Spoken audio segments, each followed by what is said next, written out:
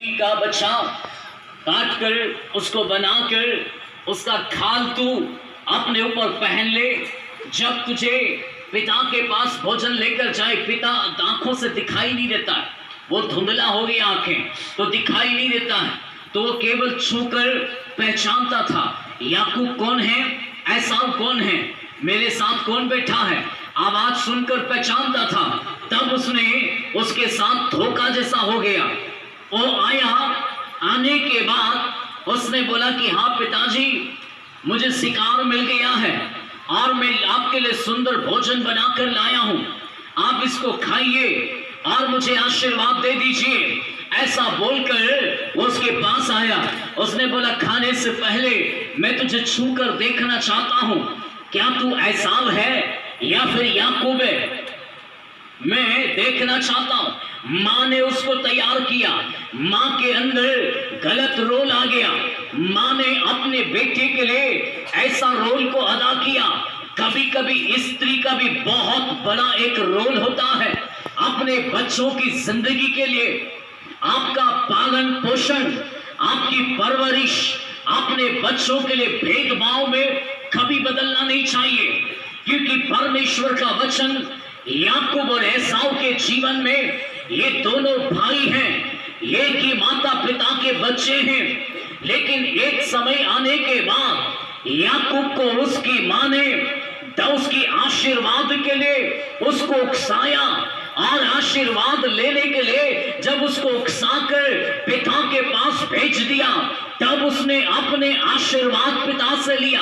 जैसी ही ये बात एसाव को पता चली, एसाव जंगल से वापस जब लौट कर आया, वो धनुषधारी था, वो तीर कमान चलाने वाला था, वो शिकारी था। याकूब इस बात को जानता था कि अगर मैंने अपने भाई का पहलौठा, यदि मैंने उसका हक ले लिया है, तो मैं किसी भी रीति से बचने नहीं पाऊंगा, बल्कि मेरा भाई मुझे नाश ही कर देगा। ये बात को वो जानने के कारण जैसी आशीर्वाद लिया, उसकी मां ने उसको बोला तू ऐसा कर बेटा, अब यहां से तू भाग जा और अपने मामा के घर चला जा। उसका मामा लाबान था और उसके घर में उसको भेज दिया और उस घर में तू उसी जगह रहना और मामा के पास ही जाकर वहीं पर रहना, और तू इधर जब तक ठीक कुछ नहीं हो जाए तब तक वापस नहीं आना। तो ये भेद कराने वाला कौन बन गया? एक माँ बन गई, दोनों भाइयों के बीच में भेद कराने वाली और दोनों भाइयों के बीच में फूट डलाने वाली। आप आपस में भाई की ना पटने देने का एक रोल अदा करने वाली मां बन गई। इसलिए आप अपने जीवन के अंदर कभी भी ऐसा स्वार्थ को प्रकट नहीं करना, नहीं तो आप अपनी ही आंखों से अपने बच्चों को बुढ़ापे में लड़ते हुए देखोगे, एक दूसरे के गर्दन को काटते हुए देखोगे। आप सोचकर देखो, जिन बच्चों को आपने ईश्वर से प्राप्त किया है और आपने कहा है ये बच्चों की आशीष जो है मैंने ईश्वर से पाया बोलकर आपने कभी अपनी जिंदगी में लड्डू पेड़े बांटे थे, कभी तो आपने चॉकलेट मिठाई जलेबी बांटी थी और आपने इस खुशी से बांटी थी कि मेरे घर में एक बेटा पैदा हुआ है, मेरे घर में एक बेटी पैदा हुई है, मेरे घर में एक वंश पैदा हो गया है। ऐसा बोलकर आपने लड्डू पेड़े पूरे गांव वालों को खिलाकर आपने खुशी जाहिर किया था। यह आपकी वास्तविक खुशी थी, लेकिन समय के चलते परिस्थितियां बदलते गई, जीवन बदलते गया। एक समय के साथ में आपके मेरे मन में दोगलाईपन आ गया, आपके मेरे मन में लालच की भावना आ गया, जिसके चलते हमने बच्चों के लिए एक बंटवारे जैसी परिस्थिति गलत ढंग से किया। बंटवारा होना गलत नहीं है, लेकिन इस बंटवारे में यदि धोखा पाया जाए तो जिंदगी खतरे में पड़ जाती है, जीवन खतरे में पड़ जाता है। इसलिए आज परमेश्वर जो है एक माँ बाप को एक सही शिक्षा देने का प्रयास कर रहा है। ये जिंदगी इतनी सस्ती मत बनाओ कि ये जीवन नरक में चला जाए। ये जिंदगी की अपनी कीमत है, ये जीवन बहुत ही कीमती है जो परमेश्वर ने आपको दिया है। आज लोग इस जिंदगी को इतना सस्ता बना दिया है कि किसी भी रीति से शैतान के हाथ में जाने के लिए अपने आप को रोक नहीं पाता है। मनुष्य आसानी से शैतान के हाथ में अपने आप को दे रहा है। तभी तो सोच कर देखो ना, आप अपनी जिंदगी में ये भूल गया कि आप कौन हैं। आप अपने आप को जब तैयार करोगे, आप अपने आप को जब सही रखोगे, आप अपनी जिंदगी के लिए जब सही मेहनत करोगे, आप अपने जीवन को बनाने के लिए आप सही मुकाम तक पहुंचोगे, तब अपनी जिंदगी की कीमत समझ में आता। आज जब जीवन का कीमत नहीं समझ में आने के कारण आप और हम शैतान के हाथ में हो जाता, फिर शैतान इस जिंदगी को ऐसे ही चलाते रहता। बुरी बुरी लालसाओं में, अभिलाषाओं में आपकी जरूरत को पूरा करते हुए शैतान आपकी जिंदगी को इस्तेमाल करता।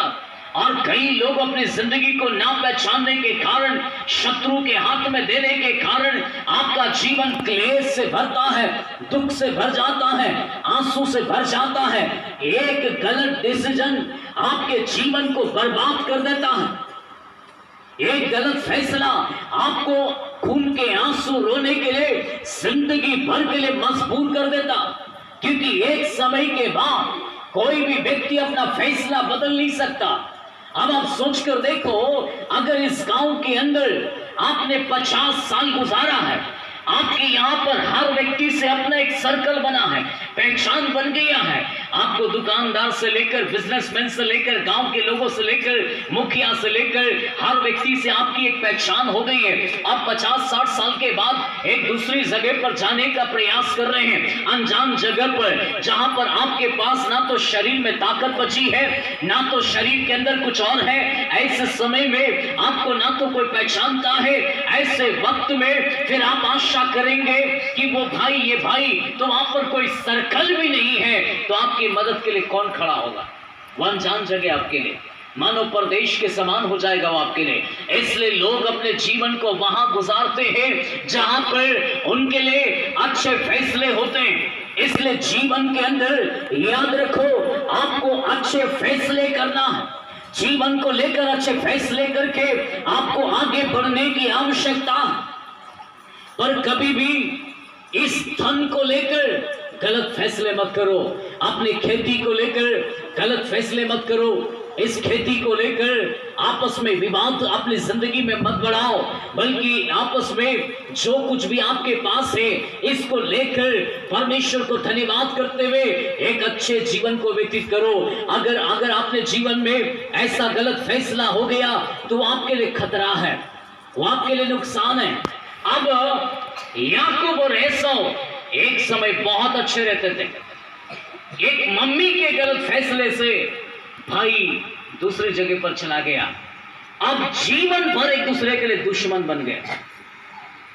अब एसाव को मालूम पड़ गया कि मेरी धन संपत्ति में से या मेरे आशीर्वाद और पहलोठा का सारा चीज याकूब लेकर चला गया। उसके अंदर भाई के लिए प्यार नहीं आएगा, भाई के लिए नफरत आएगा। जबकि एक ही माँ बाप के संतान है, लेकिन उसके अंदर नफरत है। जिस दिन भी वो मिलेगा उस दिन में उसको जिंदा नहीं छोड़ूंगा, ये बात उसके हृदय में आ गई। और ये भावना लेकर एसाव जो है वो तीर कमान लेकर घूम रहा है और अपने जीवन में बढ़ रहा है। वो वक्त का इंतजार कर रहा है, वो मौके की तलाश में है, वो सामना करने की तलाश में है। एक समय था भाई भाई के लिए जान छिड़कने वाली एक स्थिति था। एक वक्त ऐसा भी आ गया कि उसके जीवन में भाई भाई का दुश्मन बन गया और ये भाई दूसरी जगह पर चला गया। ना तो माँ बाप का प्यार मिला, ना भाई का प्यार मिला। अकेले संघर्ष भरा जीवन हो गया। याकूब के लिए रोने जैसी स्थिति हो गया। ये तो एक अच्छी बात है कि याकूब ने अपने परमेश्वर के बारे में सुना था। याकूब ने अपने परमेश्वर के बारे में सुनने के कारण उसका जो है मन जो है वो परमेश्वर की ओर लगा और उसने इस बात को कहा कि हे परमेश्वर, ये खेत जो है मामा लाबान उसको फ्री में खाना तो नहीं देगा, उसको मेहनत करना पड़ेगी, उसको खेती करना पड़ेगी, उसको भेड़ बकरी चराना पड़ेगा, तब याकूब ने इस बात को कहा, हे परमेश्वर, जिस परमेश्वर को मेरे दादा अब्राहम विश्वास करके आशीष पाया, जिसको मेरे पिताजी ने विश्वास करके अपने खेत और भेड़ बकरी में आशीष पाया, आज मैंने उन्हीं मेरे दादा मेरे पिता से मैंने सुना है, आप महान परमेश्वर हैं, आप हमारे लिए आशीष को देता है। आज मेरे माँ बाप तो यहाँ नहीं है, पर मैं इस परमेश्वर के बारे में जानता हूँ, इसलिए आज मैं दुआ करता हूँ, हे प्रभु, यदि तू मेरे हाथ को आशीष दे और मेरी भेड़ बकरियों को आशीष दे, यदि मैं जिस खेत में मेहनत कर रहा हूँ उसमें यदि प्रभु तू मुझे आशीष दे, तो इसमें खेती में से भेड़ बकरी में से आपके राज्य के लिए मैं देते रहूंगा। और यदि तू इस देश के अंदर यदि तू मुझे फलवंत करेगा, तो हे परमेश्वर, मैं तेरी महिमा के लिए जीऊंगा।